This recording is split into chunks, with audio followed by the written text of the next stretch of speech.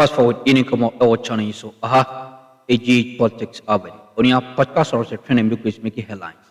Ena ejemre na edi exomo ewa eni dim nya horaxi mu se ene edi di kanya. Be sure say be subscribe to the channel. Hit notification bell so share na afi afofron so enter into me enke be eni dim nya horaxi mu. Oni a yambo enwura eye political highways nim na eje dem a enye asem koto akra. So bekaya emre bi atwam lawyer Thaddaeus Sory we instructed make us instructing ko ofan say o train adwin e kire isi ejabi OSP say ebeya enka ken ofori ata on trial in absentia next just one part say oni Ghana hasidi ni mum no kwadu bia o bia no obetimi edi abono because MPP amanyokun prabono manslop CEO sa eno mo yede omo edi eye no na de kopie mu ni se OSP amfa asem no anya adwuma ama wode ne to eye red alert so Interpol red alert na we and a lawyer Martin Kpebu say the opposite we in CCA so opposite would try papa in absentia ay idea ye di kan e dey e ka kire wo e na wanye e na ukoso e na place on Interpol red alert. Look at the money involved, the financial aspect of it.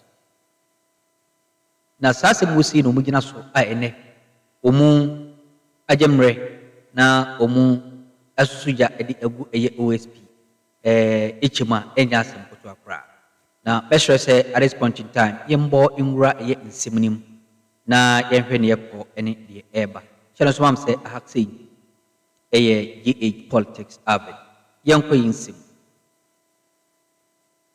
Now if you look at the response that the special prosecutor gave to these concerns that Manasseh put out, and looking at the full details of what Manasseh has indicated, quite interesting. And the visas, the active visas of Kenoforiata and then Ernesta Corey, and when they are going to expire and all of that, he has all of that detail. But then the special prosecutor says this matter involves an extradition process. It is a different process from the routine stop list mechanism, and that he got it wrong, but he's provided some detail. Does it check the box for you, Kpebu, on this matter, especially because of what the special prosecutor himself has been explaining, why not much could have been done to stop Kenoforiata from leaving the jurisdiction? Not at all, Mr. Kasi. In 5 minutes. Yeah, 5 minutes, okay. You know that I also fact-checked the special prosecutor. So I checked with the former people formerly in charge of NIB, and they said, one of them even said he doesn't even know Kisi Ejabin. That's to say that Kisi Ejabin never contacted him to help arrest Oforiata. Then I checked with the current heads, that's the institution, NIB. They've written formally to me that, and I'll read a portion. The National Intelligence Bureau did not receive such a request from the office of the special prosecutor. Well, the special prosecutor said they didn't write to them. Oh. That's the response. No, so I just read. Yeah, so he's now shifting the goalpost. You can hear him in the tape with his 32 teeth that NIB didn't cooperate, National Security didn't cooperate, etc. So it's too late. Sami Daku is trying to rationalize everything. He knows that his fortunes hang on Kisi Ejabin's fortune. Once Kisi Ejabin is going, Sami Daku has to go. You see? So he's making every effort to rationalize this bare-faced lie. We've caught him. Look, we've caught him. The head of our anti-corruption body cannot lie to Ghanaians and expect to go scot-free. He has to leave. Look, he's not the only lawyer. Look, even his deputy, Cynthia Lamte, is by far his senior at the bar. Kisi Ejabin is not the only lawyer in Ghana. So you say you checked with what? It's not as if we did any national test and Kisi Ejabin came tops. Kisi Ejabin got that office because of his closeness. You said you checked with which institutions? Oh, National Investigative Bureau, the NIB. This is a letter dated 27th November 2025. Look at it. It has whose signature I don't want, because it's an intelligence institution. I don't want to put out the letterhead. You wrote to them asking what exactly? Yes. With Dennis, your colleague wrote to them Dennis exactly. Pabiri helped me to write the letter. Yes, I wrote formally, making inquiries. You want me to read my letter? No. I can read my letter, making inquiries that the special prosecutor come there for help to arrest Oforiatta. And he said, no, maybe I can read portions. Look, okay. He said, I write pursuant to Article 21, 1F of the Constitution 1992 and the Right to Information Act 2019, blah, blah, blah, to request the following. 1.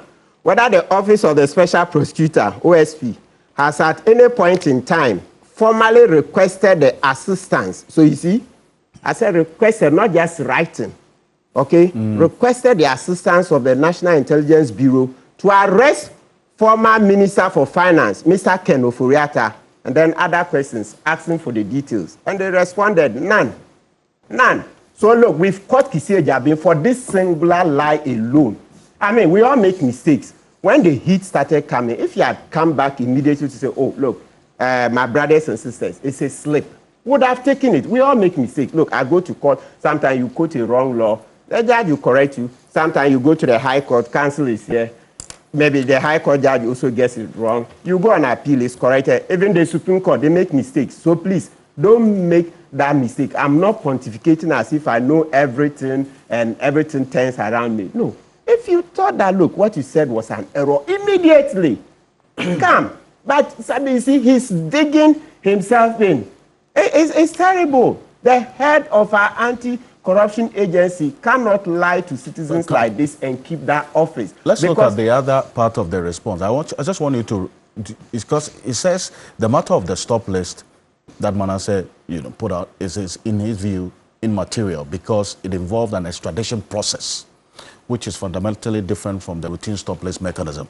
No, listen. That's actually, Sami Dako cannot, I mean, it's not as if he's a super lawyer. We heard Kisi Ejabin, you played it. Kisi Ejabin said that when Oforiatta was about to travel, Oforiatta wrote a letter, correct? And that the letter was went to both the current chief of staff and the outgone chief of staff. Then he said he intercepted the letter, meaning he got a copy by whichever means, and sought to prevent Oforiatta from traveling, which presumably meant that he was going to arrest him. So there is no issue of any extradition. Something that cannot obfuscate matters. It's too late in the day.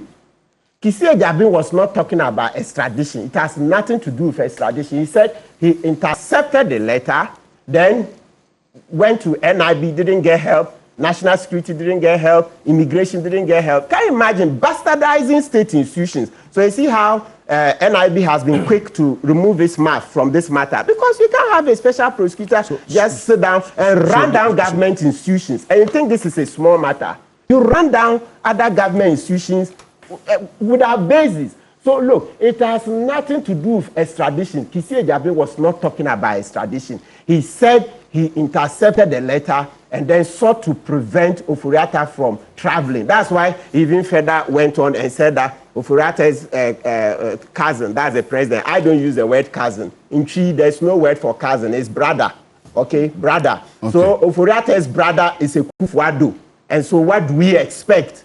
The words are too clear. Look, we are not kids. We don't even need to be a lawyer to understand this. Kisi was just lying, barefaced lie. Now there's been cooperation now from the various security agencies, as was the case previous, or as against the case previously. There's been improved cooperation now. Yes. That's also captured in the That's statement. neither here nor there. We don't need that. He has already lost the plot. We don't need that. For coming to lie and not responding immediately that, oh, I'm sorry, it's a slip. It means that it was deliberate, because he's digging himself in through the rationalization Sami Dako is doing. Look, it's good riddance, because anybody looking at following Ghanaian politics would have known that, you see, he who the gods want to kill, they will first make mad.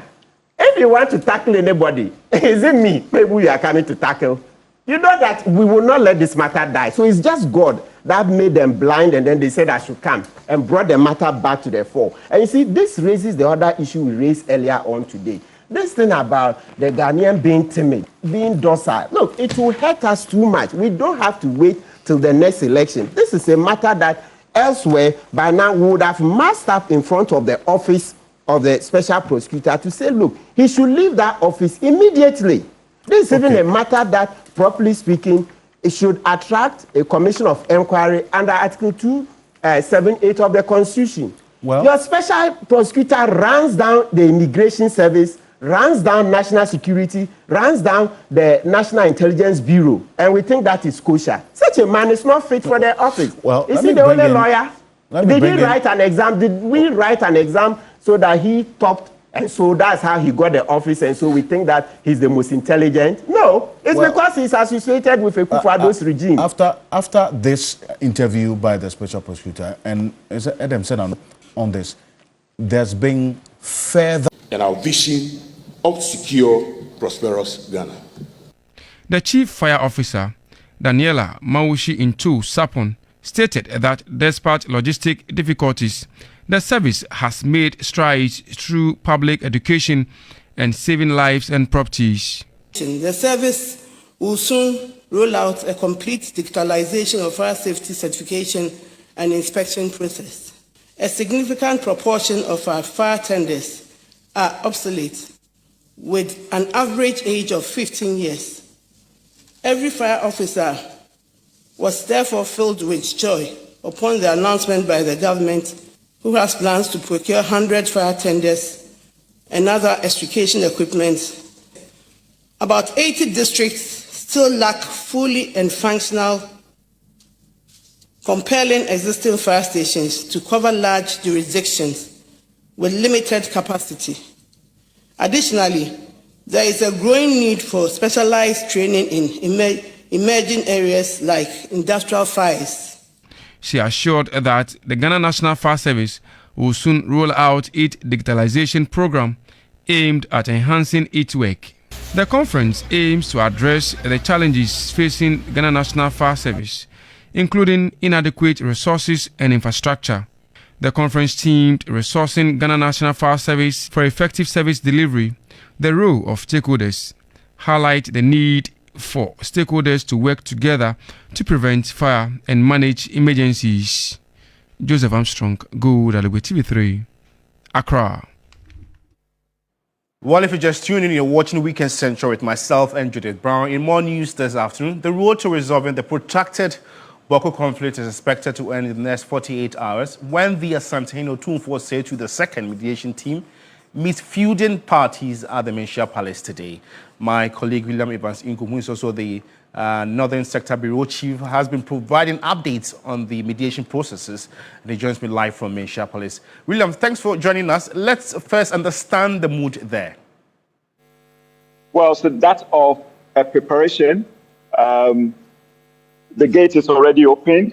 The auditorium is not far from where I'm standing, and an indication that everything is almost set for that all-important gathering. Today is arrival, and coming here, I saw a number of buses arrive from the north. That is to say, the parties are almost here.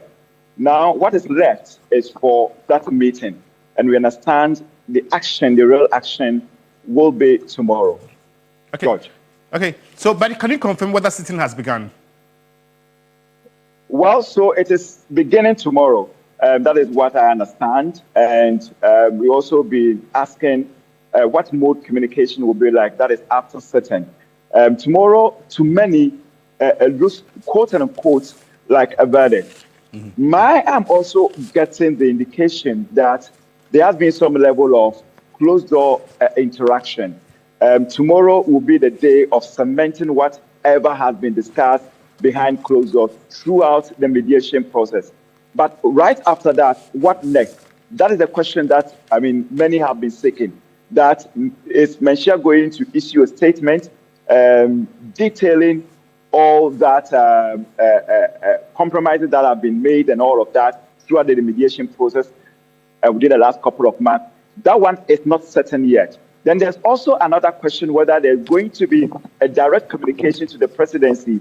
Then after that, there's going to be a communication to the entire nation as to where the mantle has fallen. That one is also not clear. But what we do know is that there's going to be an end to the mediation process, and what many are hoping for is lasting peace. And for the lasting peace to prevail, the two parties will have to understand each other. Okay, William, so what should we be expecting in terms of communication flow? Well, in terms of communication flow, like I mentioned early on, we are not too clear whether there's going to be, because I'm saying we are not too clear because information has been a bit economical. So we are not too clear whether there's going to be a direct communication to the public as to how the parties have resolved to allow peace to prevail and all of that.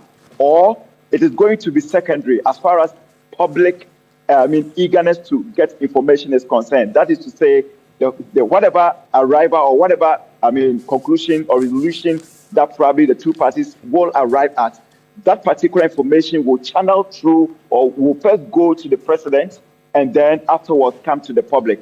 This kind of information hasn't been shared yet. But what we do understand is that tomorrow the parties are meeting for the third time, facing each other, and that many are believing that probably we're going to see some level of understanding and then peace at last. William Evans Ikum is our Northern Bureau Sector Chief, bringing us update from Menchia Palace prior to mediation talks on the Boko conflict. Judith. Absolutely. Now, a circuit court in Tema has sentenced 2 police officers to a combined 13 years imprisonment for unlawful possession of narcotics and conspiracy to traffic narcotic drugs.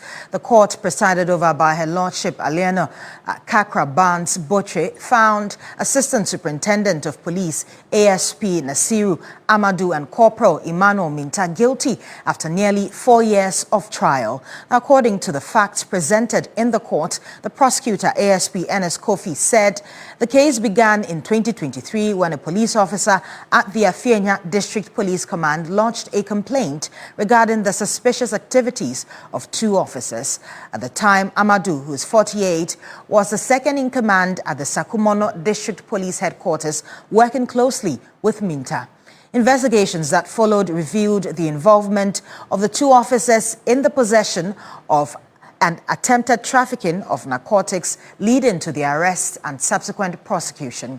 Both officers were convicted on the charges and handed custodial sentences, bringing an end to a case that has drawn public attention due to the involvement of senior police personnel.